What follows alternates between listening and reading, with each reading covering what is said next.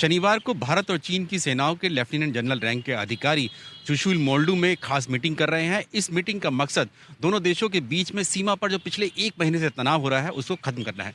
आखिरकार कितनी महत्वपूर्ण ये मीटिंग है और क्या एजेंडा हो सकता है, क्या विवाद भारत और चीन के बीच में खत्म हो सकता है, इस सब पर बातचीत करने के लिए हमारे साथ खुद पूर्व उप थल सेना प्रमुख लेफ्टिनेंट जनरल गुरमीत सिंह है। उनसे बातचीत करेंगे। जनरल गुरमीत सिंह, स्वागत है आपका। सबसे पहले तो ये पहली बार ऐसा हो रहा है कि कोई विवाद हुआ है और जिसमें लेफ्टिनेंट जनरल रैंक के अधिकारी दोनों देशों की बातचीत कर रहे हैं। क्या वाकई में इतने सीरियस हालात हो गए हैं सीमा पर दोनों देशों के बीच? आपका प्रश्न बिल्कुल ठीक है। ये अनप्रेसिडेंटेड है। आमतौर पर ऐसी मिलिट्री की मीटिंग इन ऐसे विषयों के ऊपर में lieutenant general level 3 star general के लेवल पे नहीं होती है, और इस बार स्थिति भी बिल्कुल अलग है। और जो चाइनीज एक्टिविटी थी उसमें भी जो संख्या थी और जो सिचुएशन थी वो पहले से बहुत अलग है। आमतौर पर मैक्सिमम मेजर जनरल लेवल के ऊपर में 2 स्टार लेवल के ऊपर में ही होती है।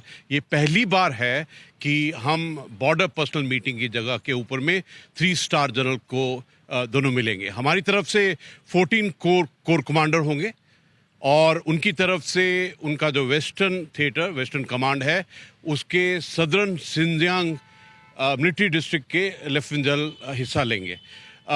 लेफ्टिनेंट जनरल साहब के साथ में उनके जो डिव कमांडर हैं ब्रिगेड कमांडर साहब हैं, बटालियन कमांडर और स्टाफ और इंटरप्रेटर होंगे। तकरीबन 7 से 10 दोनों साइड के मिलकर इस विषय पर बात करेंगे।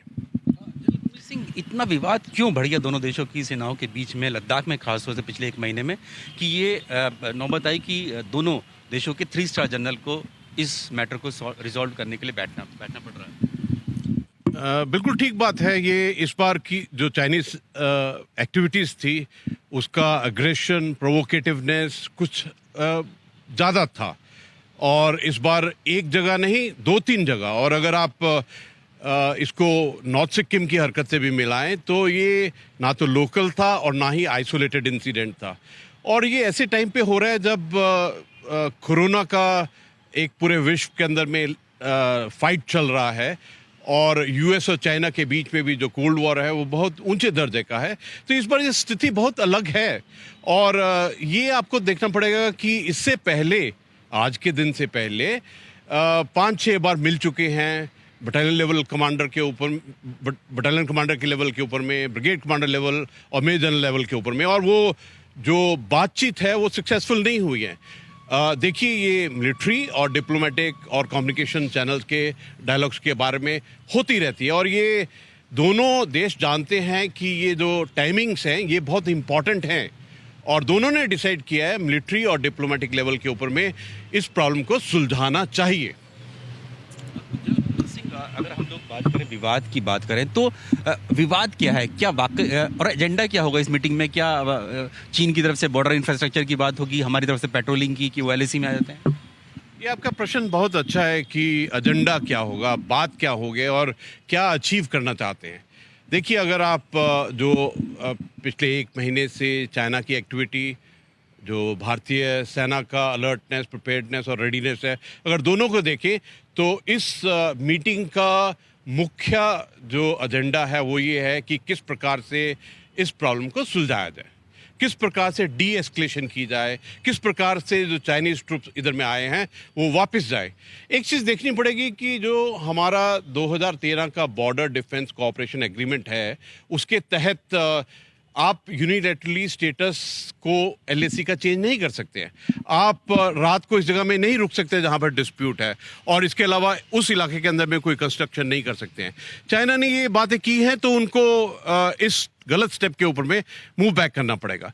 और देखिए, ये चाइना और इंडिया के बीच में एग्रीमेंट्स हैं 1993 पीस एंड ट्रैंक्विलिटी का, 1996 कॉन्फिडेंस बिल्डिंग मेजर का, और 2005 का एक प्रोटोकॉल है, और इन सब को मिलाकर एक अच्छा मैकेनिज्म है, और ये एक चांस है कि मिलिट्री लेवल के ऊपर में इसको सॉल्व किया जाए। और इसके अलावा दोनों देश के जो लीडरशिप है, उन्होंने, याद होगा आपको कि दोकलम के 2017 के बाद में चाइना के प्रेसिडेंट साहब और भारत के प्राइम मिनिस्टर साहब मिले थे 2018-19 में। उसके बाद उन्होंने अपनी अपनी आर्मीज को स्ट्रेटेजिक गाइडेंस दिया था कि किस प्रकार इस इलाका के अंदर में, बॉर्डर के इलाका में, एलएसी के इलाके में पीस एंड ट्रैंक्विलिटी को मेंटेन करना चाहिए। ये हरकत जो हुई है उसके बरखिलाफ हुआ है, तो इसलिए ज़रूरी है कि दोनों जो देश के राष्ट्रपति और प्रधानमंत्री जी हमारे हैं, उन्होंने जो बताया है उसमें कहाँ गलती हुई है और गलती दोबारा ना हो, इन विषयों के ऊपर में अवश्य ही बातें होंगी। इस एरिया में ही इतना डिस्प्यूट क्यों होता है? क्या क्या मैप्स एक्सचेंज हम लोगों ने नहीं किए थे? एक बार कोशिश भी की गई थी जिसमें आप भी उस प्रतिनिधिमंडल का हिस्सा थे। तो क्या अगर मैप एक्सचेंज होते हैं तो उससे क्या हमारा सोच सकते हैं कि थोड़ा विवाद कम हो सकता है? आपका सवाल ठीक है कि आखिर प्रॉब्लम क्या है। आखिर प्रॉब्लम है कि एलएसी की जो परसेप्शन है वो आपस में एक्सचेंज नहीं की है।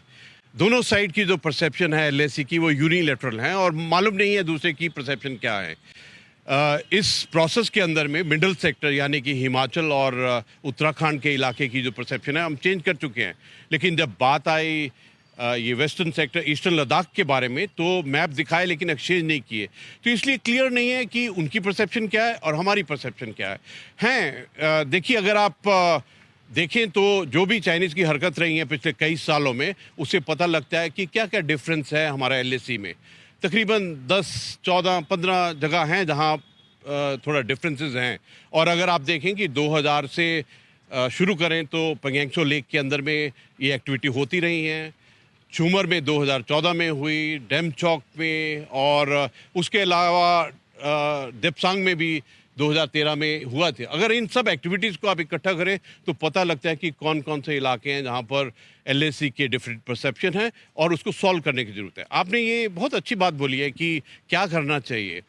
सबसे पहले तो जो एलएसी क्लैरिफिकेशन की एक्सरसाइज है इसको दोबारा शुरू करना चाहिए ताकि एटलीस्ट कन्फ्यूजन ना हो कि दोनों की जो यूनिलैटरल परसेप्शन है वो कहाँ तक है। और ये यूनिलैटरल से स्टेटस को एलएसी में ठीक करना ठीक बात नहीं है। हमारे प्रधानमंत्री जी ने 2015 में ये बात उठाई थी एलएसी क्लैरिफिकेशन को दोबारा स्टार्ट करने की, लेकिन इसके ऊपर में कोई खास प्रोग्रेस नहीं हुई है। उसके अलावा जो बॉर्डर क्वेश्चन है, इशू है, डिस्प्यूट है, उसके बारे में भी अभी कोई सफलता नहीं मिली है। 70 साल हो गए हैं बात करते हुए, लेकिन कोई सफलता नहीं मिली है। और स्पेशल रिप्रेजेंटेटिव के लेवल में 22 बार बात हुई है एनएसए के लेवल और चाइना के स्पेशल रिप्रेजेंटेटिव, लेकिन अभी भी हल नहीं निकला है। जनरल गुरमीत सिंह, एक बात और, क्या अगर हम दोनों देशों की जो सीमाएं हैं उसको डिमार्केट कर दें, उसको निर्धारित करते हैं, क्या हो सकता है, संभव है ये? जैसे कि हमने एलओसी पे किया, अब फेंस है, बाढ़ खिंची हुई है, सबको पता है पाकिस्तान का यही अधिकार क्षेत्र है और हमारा ये अधिकार क्षेत्र है, तो क्या उससे टेंशन कम हो सकती है? आपका जो सवाल है कि हम डिमार्केट कर दें, डिलिमिट कर दें, मार्क कर दें, ये आपका सवाल बहुत इनोसेंट भी है और सिंपल भी है। अगर इतना ही सिंपल होता तो अभी तक सॉल्व हो जाता, क्योंकि दोनों साइड में काफ़ी डिफरेंस है, अपनी अपनी परसेप्शन है, अपना ही सोचने का तरीका है। लेकिन मैं आपको एक चीज़ स्पष्ट बताना चाहता हूँ कि देखिए, ये जो चाइना की एक्टिविटी हुई है अभी हाल ही के मई महीने में, ये हुई है एलएसी के ऊपर में। एलएसी का मतलब लाइन ऑफ एक्चुअल कंट्रोल। इसमें टेरिटरी की कोई बात नहीं है। जहां बात है बॉर्डर और टेरिटरी की, वहां पर ईस्टर्न लद्दाख के अंदर में चाइना अक्साई चिन के इलाके के अंदर में एडवर्स पोजेशन में है। 37,555 स्क्वायर किलोमीटर अक्साई चिन के इलाके में और 500 स्क्वायर किलोमीटर डेमचौक के इलाके में, तो कुल 38,000 स्क्वायर किलोमीटर वो टेरिटरी का अभी भी एडवर्स पोजीशन में है।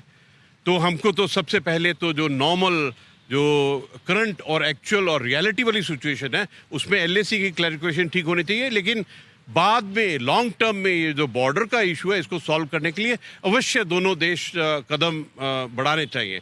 और ये ज़रूरी है कि दोनों देश के बीच में डिफरेंसेस नहीं होने चाहिए, ताकि कहीं पर भी कोई स्थिति चेंज होती है तो उसका असर पीस एंड ट्रैंक्विलिटी के ऊपर में नहीं लगना चाहिए। आपने बहुत एक गंभीर क्वेश्चन पूछा कि ये क्यों हो रहा है। ये इसलिए हो रहा है क्योंकि ना तो एलएसी की क्लैरिफिकेशन मालूम है, यूनिलैटरल परसेप्शन है, बॉर्डर इशू रिजॉल्व नहीं हुआ है, और जितने भी हमारे एग्रीमेंट है, लगता है कि इस वक्त में एक सबक तो पक्का सीखा है कि ये जितने भी एग्रीमेंट है इसको और पुख्ता करना पड़ेगा। देखना पड़ेगा कि क्यों फेस ऑफ हो रहे हैं, क्यों फिजिकल जॉस्टलिंग हो रही है, क्यों ऐसे चोटें लगती हैं पेट्रोल को। ये नहीं होना चाहिए और एक दोनों अच्छे नेबर्स के बीच में ये अवश्य बात नहीं होनी चाहिए। और बात एक्चुअली क्या है कि जो यूएस चाइना का आपस में कोल्ड वॉर चल रहा है, वो उसका टेम्परेचर थोड़ा ज़्यादा हुआ है, बहुत ज़्यादा हुआ है। और चाइना को ये भी कंसर्न है कि इंडिया और यूएस का जो रिलेशनशिप है, बायलैटरल रिलेशनशिप है, उसमें इजाफा हुआ है। और इसके अलावा मैं ये भी कहना चाहता हूँ कि 5 अगस्त 2019 के बाद पे जब यूनियन टेरिटरी लद्दाख बनाया गया है और आर्टिकल 370 किया है और बड़े बेटुक तरीके से भारत ने अपना पक्ष रखा है। पहले तो हम बड़ा सॉफ्ट इंग्लिश में कहानी करते थे, सॉफ्ट इंग्लिश में बताते थे अपना पॉइंट ऑफ व्यू, लेकिन अभी जो दौर चला है उसके अंदर में हिंदी में और बेटुक तरीके से बताते हैं कि कश्मीर हमारा अभिन्न हिस्सा है और पीओके गिलगिट बाल्टिस्तान को वापस लिया जाएगा। और एक्साइज चुन के ऊपर में भी बेटुक तरीके से बताते हैं। तो प्रोबेबली हो सकता है कि ये जो नया ट्रेंड है भारत का, एक डिसीजन लेने का, एक रिजॉल्व का, और मैं कहूँगा कि एक नेशनल विल का जो एक ट्रेंड है, हो सकता है उसके कारण हो। लेकिन सबसे बड़ी बात यह है कि इंडिया किसी भी चैलेंज और चुनौती के लिए तैयार है।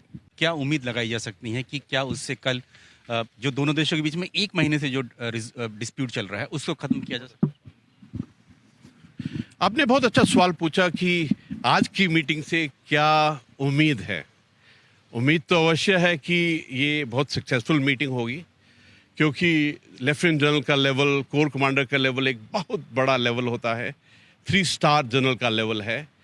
और दूसरी बात यह है कि अभी जो चाइना के लीडरशिप से, उनके फॉरेन मिनिस्ट्री से और जो उनके एम्बेसडर दिल्ली में हैं, और हमारे भी प्रधानमंत्री जी और रक्षा मंत्री जी से जो संदेश आए हैं, उससे लगता है कि एक बात क्लियर है कि ये डिसाइडेड है दोनों साइड में कि इस इशू को बायलैटरली सॉल्व किया जाएगा, दोनों मिलिट्री और डिप्लोमेटिक चैनल से और बायलैटरल तरीके से, और इसमें किसी थर्ड पार्टी का एंगेजमेंट की या इन्वॉल्वमेंट की जरूरत नहीं है। उम्मीद तो अवश्य है और आशा भी है कि ये एक बहुत सक्सेसफुल मीटिंग होगी।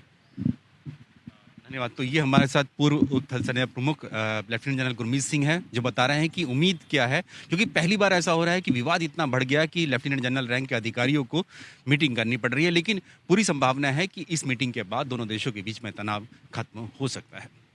एबीपी न्यूज आपको रखे आगे।